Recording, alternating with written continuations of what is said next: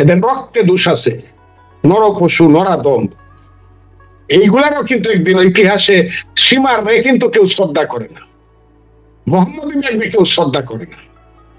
এরা সীমার এবং মোহাম্মদ বিবেকের সন্তান, এদের সাথে কি কথা বলবো? এগুলো ইতিহাসের দুজকে লাকি হবে। এরা কি তোমরা ৬০ কোটি টাকা দামের গাড়ি দৌড়াও কেমনে? তোমার ঘরে বাড়িতে তো একটা ভাঙ্গা ঘরের বেড়াও নাই।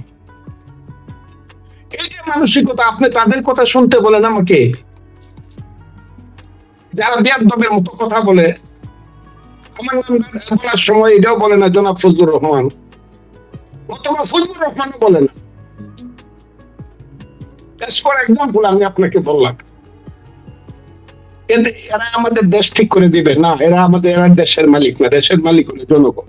আমার ধারণা, আমি চ্যালেঞ্জ করলাম, ওর নামটা আমাকে বলতে হবে, ওর বাড়ির পরিচয় দিতে হবে, ওর বাপ কি করতো, দাদা কি করতো, এবং আমি চ্যালেঞ্জ করলাম, না হলে আমি পলিটিক্স ছেড়ে দেবো।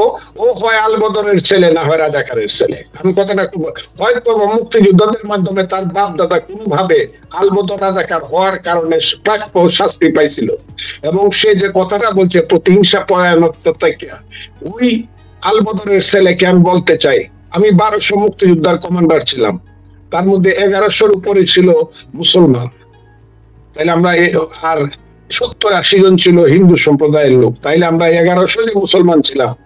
আমরা ভুলভাবে গেছিলাম। তোর বাপের চেয়ে আমি বয়সে বড়, ওর বাপের চেয়ে, ওর বাপের সঙ্গে মার যখন দেখে বিয়ে হয় নাই, তখন আমি মুক্তিযুদ্ধ করে শেষ করে ফেলছি। এইসব যারা বলে, এদেরকে বাংলাদেশের মানুষ কিন্তু চিহ্নিত করে রাখবে। আমি কথাটা বললাম, সমন্বয়করা এবং কি ছাত্র, বৈষম্য বিরোধী ছাত্র সমন্বয়করা যেভাবে গালাগালি করলো বা এখনো করতেছে, এইরকম আমরা, তারা না ইসলামী দল করে, তারা না ধর্মের নামে রাজনীতি করে, যারা ধর্ম ইসলামের মতো মহান ধর্মের নামে রাজনীতি করে, তাদের মুখ এত খারাপ, তারা এত কুৎসিত ভাষা বলতে পারে, তারা মুরব্বীর সাথে এত বেশি বেয়াদবি করতে পারে, তারা কি বাপের সাথে এরকম বেয়াদবি করে ঘরে? তারা মাকে কে এই নজরেই দেখে ঘরে? এটা করতেছে কি? এবং এটা করে তারা ক্ষমতা যেতে চায়, আমাদেরকে মেরে ফেলতে চায়। সেটা হলো দুনিয়াদারি। আবার আখেরাতের ভয় দেখায়, আমরা নাকি বেহেশতে যেতে পারবো না, টিকিটটা তাদের হাতে আছে। আমি খুঁজতেছি কার হাতে টিকিট আছে বেহেশতের, আমি তো সেই মৌলানা সাহেবের কাছ থেকে গিয়ে টিকিটটা আনবো। আর উনি বলছে যে ফজলুর রহমান দুজকে যাবে, আমি ওনার কাছ থেকে গিয়ে টিকিটটা আনবো, যে আমার একটা টিকিট দেন। ১০০ বার স্বীকার করি তাদের অবদানকে, আমি অস্বীকার করি তাদের যোগ্যতাকে, আমি স্বীকার করি, কিন্তু তারা মানুষের সঙ্গে ফিলোসফিক্যালি মানুষকে ভুল বুঝাইছে, প্রতারণা করছে। তারা বলতে চায় ইসলামী ছাত্র শিবির নামধারী একটা ছাত্র সংগঠন এই আন্দোলনের ভ্যানগার্ড বুঝে, আর ওই ছেলেটাকে বলে মেন্টর নাকি মাস্টার মাইন্ড। এগুলো কি? তারা বলতেছে আন্দোলনটা তারা করছে, তাহলে যে দাউদ কাদির থেকে যাত্রাবাড়ি পর্যন্ত ২০-৩০ লাখ লোক যে প্রতিদিন মিছিল করছে, ৫ই আগস্টে ১৩৬ জন লোক শুধু যাত্রাবাড়ির থানা দখল করতে গিয়ে মারা গেছে। পুলিশ শুদ্ধ। এই মরছে কারা? ৯৫ জন মানুষ মরছে বিএনপির শুধু যাত্রাবাড়িতে ৫ই আগস্ট। ৪২২ জন, তারাও তো দাবি করে কেন তারা আন্দোলন, তাদের কেউ তো মরে নাই। বলুক না ১৫৮ জন সমন্বয়কের মধ্যে কারো গায়ে গুলি লাগছে কিনা, এই কথাটা একবার শুধু বলুন, যে না একজনের গায়ে গুলি লাগছে, আহত হয়েছিল। এর ৬ জন আমরা দেখছি, তাদেরকে আমরাই ছুটাই আনছি, সরকারের হাত থেকে জনগণই ছুটাই আনছে। কিন্তু তারা সবটা আন্দোলনের সমস্ত ক্রেডিট দাবি করে কেন, এবং ফসলটা সবটা তাদের এইটা দাবি করে কেন? ফসলটা হলে জনগণের, ছাত্র জনতার ফসল, দেশের মানুষের ফসল। এখন তারা দেশের মানুষকে যদি বলতো যে আমরা এই আন্দোলন করতেছি, তারা তো স্লোগান দিয়েছিল ১ দফায় ১ দাবি, হাসিনা তুই কবে দাবি। কথাটা ঠিক না বেঠিক আপনি বলেন? শেষ ৪ তারিখ ৫ তারিখ তাদের স্লোগানটা কি ছিল? ১ দফায় ১ দাবি, হাসিনা তুই কবে যাবি। তাহলে হাসিনা তুই কবে যাবি যদি হয়, তাহলে তো অর্থ হাসিনা গেলে পরে আরেকজন আসবে। কথাটা বুঝেন? আমিও মনে করছি হাসিনা গেলে আজরাইল আসুক, আমার কোনো আপত্তি নাই, কিন্তু হাসিনা যাক। কিন্তু হাসিনা গেলে যে কি হবে, কিভাবে হাসিনাকে রিপ্লেস করবে আরেকটা ভালো মানুষ? এটা কি ইউনূস সাহেবকে দিছি ৩ মাসের ৬ মাসের জন্য? উনি ৫ বছর বসে থাকার জন্য, বট গাছের চেয়ে কলা গাছ লম্বা হওয়ার জন্য ওনাকে দিছি? নির্বাচিত সরকারের বয়স 5 বছর, আর ওনারা মনে করে ওনারা থাকবো 15 বছর বিনা ইলেকশনে, এটা বাংলাদেশের মানুষ সমর্থন করবে বা হতে দিবে? তারা এটা যদি বলতো যে আমরা 5 বছর ক্ষমতায় থাকবো, আমরা মুক্তিযুদ্ধকে মানবো না, 71-এ কোনো মুক্তিযুদ্ধ হয় নাই, আসল মুক্তিযুদ্ধ 47-এ হয়েছিল, তারা যদি বলতো 72-এর সংবিধানকে আমরা কবর দিয়া দিব, এটা কেমনি? এমনি রামের সুমতি হয়েছে নাকি ঠেলার নাম বাবাজি? কোনটা কোনটা? এটা তারা বলুক যে আমাদের সুমতি হয়েছে অথবা ঠেলায় পড়ে আমরা বাধ্য হয়েছি। শুধু ওই ছেলেটি তো বলে নাই, আরেকজনে বলছে, এই যে ভদ্র মহিলা, তার নাম হইল রেজওয়ানা হাসান, উনি কিন্তু কালকে রাত্রে বলছে না না আমরা তো মুক্তিযুদ্ধর ওইভাবে আমরা কোনো বিরোধিতা করি না। আমি তাকে বলছি এই কথাটা আপনি বললেন না, আপনাকে একদিন বলছি আমি এটা শেষ করতে চাই, আরেকদিন বললে কিন্তু আরেকদিন বলবো যে আপনার বাপ কিন্তু মুক্তিযুদ্ধের বিরোধী ছিল, কাজে আপনি ওই বিরোধী পরিবারের মেয়ে হইয়া মুক্তিযুদ্ধ নিয়ে কোনো আলাপ করেন না। এটা কি এখন খেলায় করে বলতেছে কিনা, নাকি অবশেষে অরিন্দম কহিলা বিষাদে মধুসূদনের ভাষায় কোনটার জন্য বলতেছে? এটা কি তাদের মনের কথা নাকি মুখের কথা? অবস্থাটা মুক্তিযুদ্ধের বিরুদ্ধে যারা ফাইট করবে দেশে তারাই পরাজিত হবে, তারাই এখন আপাতত কেউ না কেউ তাদেরকে বুঝাইছে, এবং সেই কারণে বলতেছে আচ্ছা বাবা 6 মাস যা কইছি এখন টুকু দিলাম, আপাতত বললাম যে না না না মুক্তিযুদ্ধ মানানো লাগবে।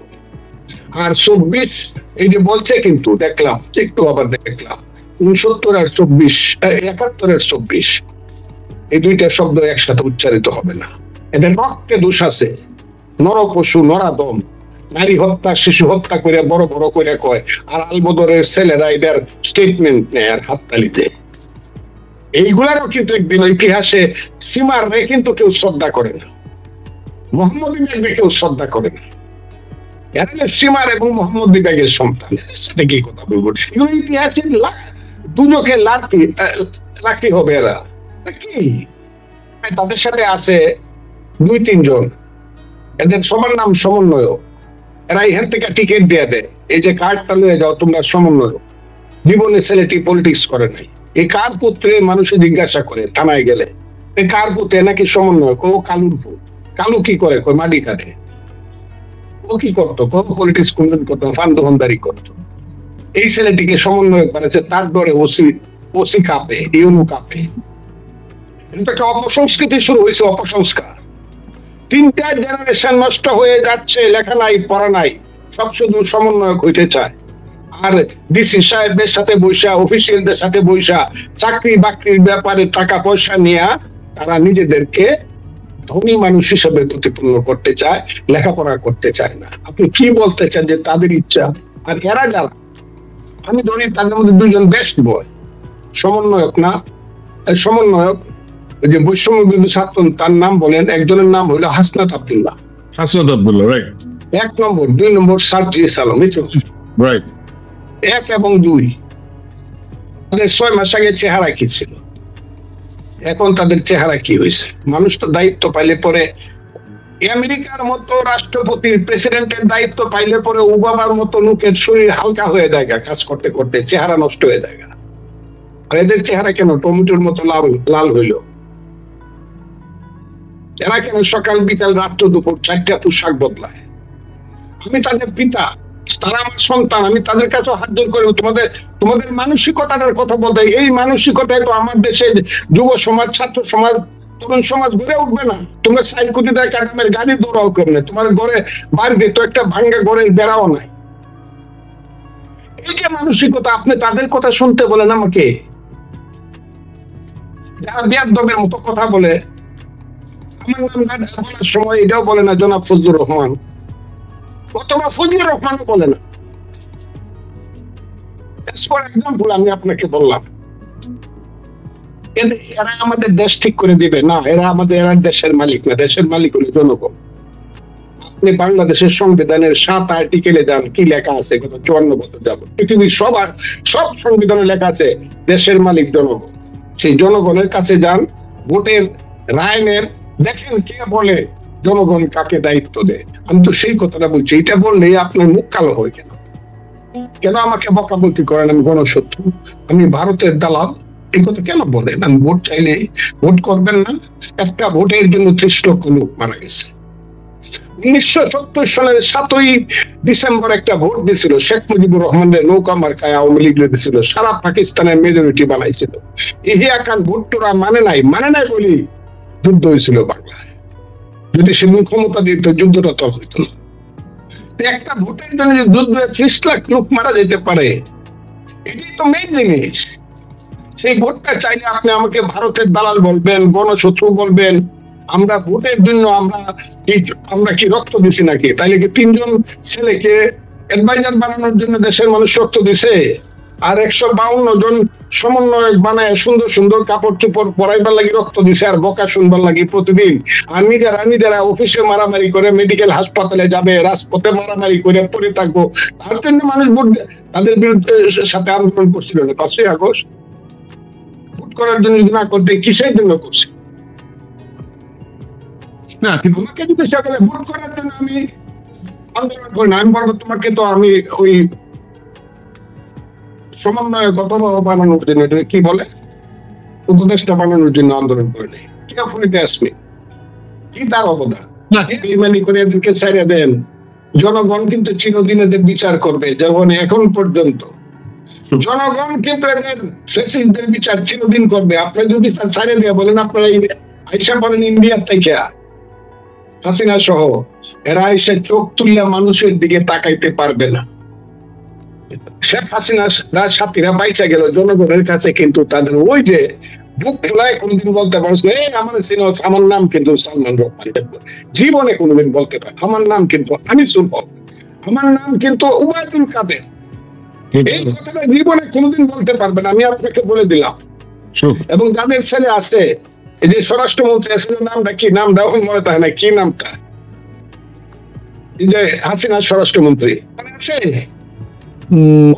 কোনদিন বলতে পারবে না আমরা সিনস, আমি কিন্তু ওই স্বরাষ্ট্রমন্ত্রীর ছেলে ছিলাম, মানুষের ফোন দিলাম তোরে। আপনি কি আমার কথাটা বুঝতে পারছেন? হাসিনার মন্ত্রিসভার যারা মন্ত্রী ছিল, হাসিনার পার্লামেন্টের যারা এমপি ছিল, কেউ কোনোদিন বুক ফুলাইয়া বলতে পারবে না আমার সিনস, আমি 18 সনে এমপি ছিলাম, মানুষকে চিনি তোরে, তুই দিনের ভোট রাইতে মারছিলি, তুই নিশি রাইতের এমপি আছে। আর তার ছেলেরে দেখায় বলবো ওরে চিনো না, ওই যে ওর বাপ কিন্তু নিশি রাইতের এমপি আছিল। জনগণের বিচার, ইতিহাসের বিচার কিন্তু থেকেই যাবে। এই বিচারটা সবচেয়ে কঠিন বিচার। 2014 সালে আমার আওয়ামী লীগ সম্পর্কে একটা বক্তব্য ছিল, আপনি যদি দেখে থাকেন, আওয়ামী লীগ একটি অভিশপ্ত রাজনৈতিক দল। জি, দেখছেন বোধহয় কোনোদিন? আওয়ামী লীগ একটি অভিশপ্ত রাজনৈতিক দল। জি, এখন আমার বলতে ইচ্ছা করে বাংলাদেশ একটি অভিশপ্ত দেশ, এই দেশে বাঁচতে ইচ্ছা করে না। কতদিন আমরা এই সংগ্রাম আন্দোলন আর বাঁচতে ইচ্ছা করে, তারপরে একটা আশায় বেঁচে থাকি, দেখা যাক জনগণ যদি সঠিক নেতৃত্ব নিয়ে আসতে পারে। একজন পুলিশ, আমি নাম বলবো না, কিছুই বলবো না, সে আমার ধরে খুব কানলো, স্যার আপনার বক্তব্য আমি শুনি, বক্তব্য শুনে আল্লাহর কাছে দোয়া করি আপনি ভাইসা আপনি আমার কথাটা শুনেন, কিন্তু স্যার আপনাকে যতবার দেখি ততবারই আমার হৃদয় ফাটিয়ে কান্না আসে। কেন ভাই, আমার দেখলে তোমার হৃদয় ফাটিয়ে কান্না আসে কেন? বললো আমি তো আর মানুষ না। কেন? বললো আমার একটা আপন ভাই আছে, সে ASI ছিল, অ্যাসিস্ট্যান্ট সাব ইন্সপেক্টর। স্যার আপনাকে কি বলবো, আমার ভাইটাকে বিনা কারণে স্ট্রেট গুলি করে মেরে ফেললো।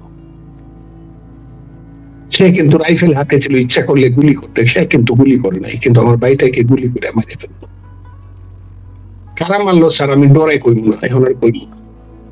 কিন্তু আপনার তো স্যার সবার বিচার চান, পুলিশ কি মানুষ না? তার কি মায় কান্দে না? আমার মা বাবা তো চিরদিন কাঁদবে। আপনি কথাটা খুব বোঝার চেষ্টা করেন। আপনি যে পুলিশকে ঠিক করতে বলতেছেন, পুলিশেরও তো মা বাপ আছে কিনা? একজন লোকে কি কোনোদিন বলছে পুলিশ যতই অন্যায় অপরাধ করে থাকুক, নিরপরাধ ভাবে যদি কোনো পুলিশ নিহত হয়ে থাকে, সেটার ব্যাপারে তার মা বাপরে আমরা দেখবো বিচার না করলো? আপনি আমার কথাটা কি বুঝতে পারছেন? বুঝছি। তাইলে এদেরকে কেমনে আপনি ঠিক করবেন? যার মনে এক কথা, আমরা তো মানুষ না, আমরা তো পুলিশ, আমাদেরকে হত্যা করলে তো কোনো বিচার করে না। জিনিসটা এই জায়গাতে চলে গেছে, পুলিশের মোরালিটিটা ওই জায়গায়।